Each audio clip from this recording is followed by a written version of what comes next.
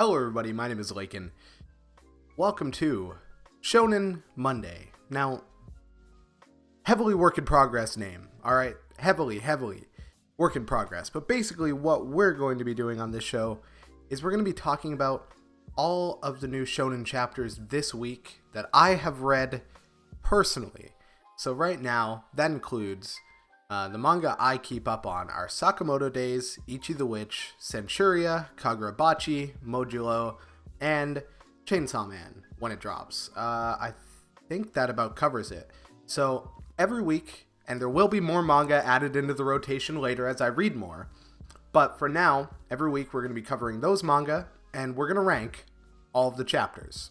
Basically, the idea is we're just going to talk about them one by one. You know, I read this stuff week by week, and I have absolutely no outlet to put it out there. So you guys are my outlet now. I'm going to talk to you about it. And I'm going to go ahead and start with my least favorite chapter of the week, which is probably Ichi the Witch. Now, and this is a pretty consistent ranking. Recently, I feel like reading Ichi all at once was very good. When I caught up, I haven't been reading it since the first chapter. When I caught up, it was good. It was a fun read, but ultimately, I'm starting to feel like Ichi is like it's a little bit generic. I do enjoy reading it, but compared to some of the other manga on my reading itinerary, I just can't bring myself to enjoy it as much. That being said, it was a really good chapter this week. We got some build up for Chrono. We got some build up for the other guy.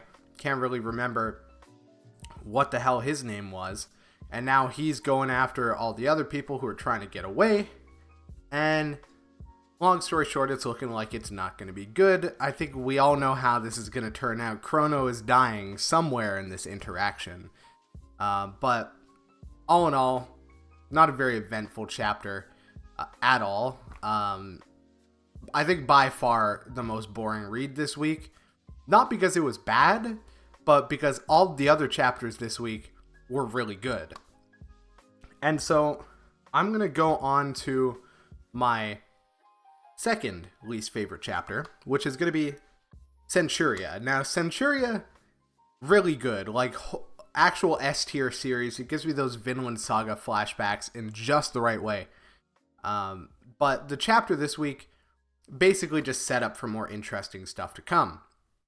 That being said, like I said, I want to make it perfectly clear, me ranking stuff at the bottom here does not mean that I hated it or that I thought it was terrible, because I thought the Centuria chapter this week was really good. We got an introduction to a brand new character.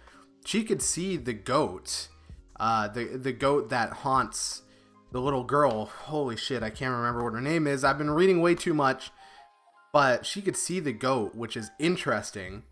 Because I thought the whole deal with that, so that implies that the goat is some sort of physical entity. It actually exists, which is basically the first confirmation we've actually gotten of that.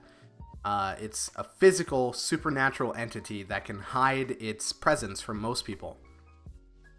And then, of course, you can't forget the end of the chapter. You got the king, and I believe her name is Elstree, going down to the basement, and we've got a genuine Evangelion situation going on here. Like, this motherfucker's got a god pinned up in the basement. I'm sure this is going to have dire consequences for him. It's unclear whether the witches already know about this situation, but I would assume they do because they've taken a stance against the crown already, so they're probably trying to free their god. Either way, I'm very interested to see where this is going. Now, my third favorite chapter of the week, Sakamoto Days. 5th anniversary. Sakamoto is finally back. Do I really have to say anything more about it? This one, just absolutely amazing. You know, I feel like we got the sauce back, and I'm very excited to watch Sakamoto fuck some people up. And for that reason, I'm giving it 3rd rank. I don't really have much to say about it. I feel like obviously lore-wise and with the stuff it added to the story, Centuria is definitely above Sakamoto Days. But in terms of how excited I am for where it's going, you know, the prospect of getting the Sakamoto Days, Glory Days back is definitely a lot more exciting to me. Number 2 is going to be Chainsaw Man. I think this one speaks for itself. The implications of this Chainsaw Man chapter are really, really something else. Denji finally merged with Pochita. You know, we've been waiting on a form like this for so long for Denji to be able to retain his sense of self and also use the full Chainsaw Man powers. Frankly, it's not looking good for Yoru. I don't really know where this is going to go. I mean, I know a lot of people, you know, the thing with Chainsaw Man is you never really know where it's going to go. You know, one week it looks like Denji's getting his ass kicked. The next week Yoru turns Oregon into a sword. It's just,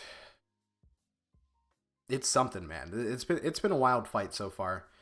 Sometimes it's been difficult to follow. Sometimes it's been like you just have to sit back and just be like, you know, that's how I feel about Chainsaw Man at this point. But the moral of the story is this is a big piece of character development we've been waiting on for a long time. A lot of people feel like Denji is a stagnant character.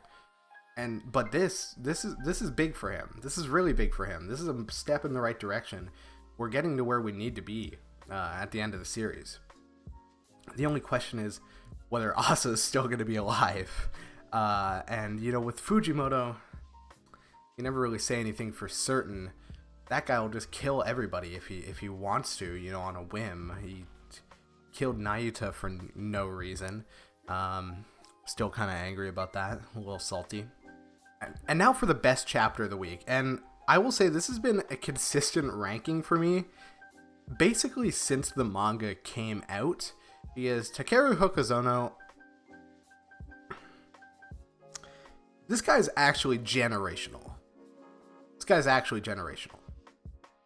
Now, I will say, I do think Modulo this week is better than this Kagurabachi chapter, but we'll talk about that in a moment.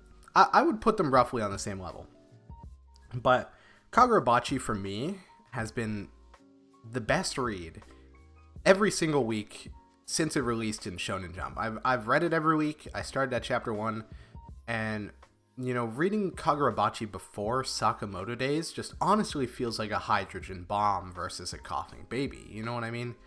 It's just pure heat. And what's going on in this arc? Let's say I have a lot of predictions to make. You know, we finally got Yura's backstory. You know, Hokuzono's fridging again. People are very angry about that on Twitter.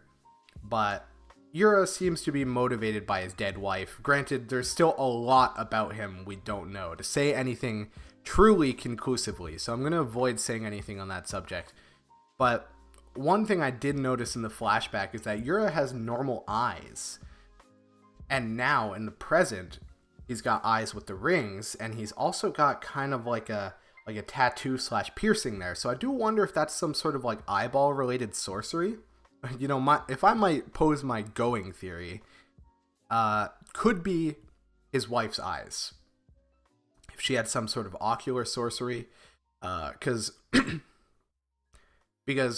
they never showed her face. I feel like, you know, that leaves a lot for like a big twist. He took his wife's eyes. He's using it to get revenge. But like I said, there's just so many empty spaces about Yura. So much stuff we don't know. It's really impossible to say anything conclusively about him. Ultimately, there's so much about the Hishiku we don't know. But the thing is, we got a lot more this week. You know, now we know kind of what their motive is. And, you know, the ideals that clash between Yura and Chihiro, which is, you know, Yura thinks that Rokuhira should have used the blades to basically create world peace, and instead he just ran away to the mountains because he was kind of regretful. And, you know, ultimately you could see where he's coming from, but the thing about the enchanted blades is that they've historically been used for evil, you know what I mean? And it's a very dangerous weapon to take a chance with. It's a little like giving a homeless person a nuclear bomb or the nuclear codes. You know what I mean? You never really know. Someone with nothing to lose with an enchanted blade, or someone with twisted ideals, you're not going to end up making the world a better place. You're just going to make more people like Yura. However, like I said, the thing about Yura is that you could see where he's coming from, obviously. If my wife was killed, I would probably be pretty pissed too. Where it's going to go with that, I don't know. All I know for sure is that Samura, it's not looking good for you. Roughly in the next 2 weeks, I have a feeling you're going to be very disappointed, because we all know Chihiro's making it out of this. It's a shonen, he's the main character. Samura, on the other hand, he's got Iori lined up to take his blade and be another one of the main characters. It just, unfortunately, it makes too much sense. So, that's my going theory. I think, maybe, what would display the Swordmaster's power more, or better, than if he takes control of Yura's body and immediately bodies who we thought was the strongest character in the verse. I think it just makes too much sense. I think Samura is either dying next chapter or the chapter after. That's my going theory. And now, let's talk about the best, or kind of tied, best chapter of the week, which is Modulo. There's a lot to say about this one. First of all, Gege has gotten a lot of accusations about his writing quality. I think if you've been reading Modulo week by week, those accusations have been put to rest. This guy, the paper is on fire as he's writing on it, frankly. And just what can I say? I mean, now that he hasn't been focusing on the fighting, we see that Gege is actually an extremely nuanced character writer, and frankly, he's really good at writing politics too. Speaking of politics, they really heat up in this chapter, and we get the grand plot twist, which is that Maru is actually the unreasonable brother, as it turns out. And I gotta say, I really love how Gege has kind of preyed on our own almost latent xenophobia, you could call it, by making it so that basically all of the aliens end up being the exact opposite of what you think they are. First off, we think Cross is the bad one. He ends up being the reasonable one. We think Maru is the kind one. He ends up being the deadly one. Dabura, he turns out to be a chill dude. It just really, really good writing. Really good writing. As a writer myself, I'm just like, wow, yeah, it's something. I've been really enjoying Modulo, and I can't believe, a spin-off is this good. And in a lot of aspects, the writing quality even surpasses the original. In a lot of aspects, really.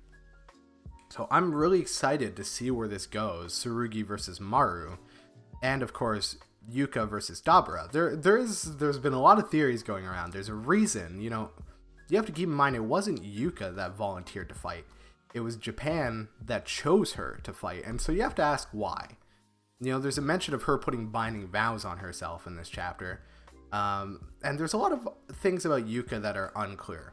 There are a lot of people that are saying she's going to summon Rika. The question is, is Rika strong enough to beat Dabura? The answer is probably not, I would assume. But, we don't know what Yuka's curse technique is.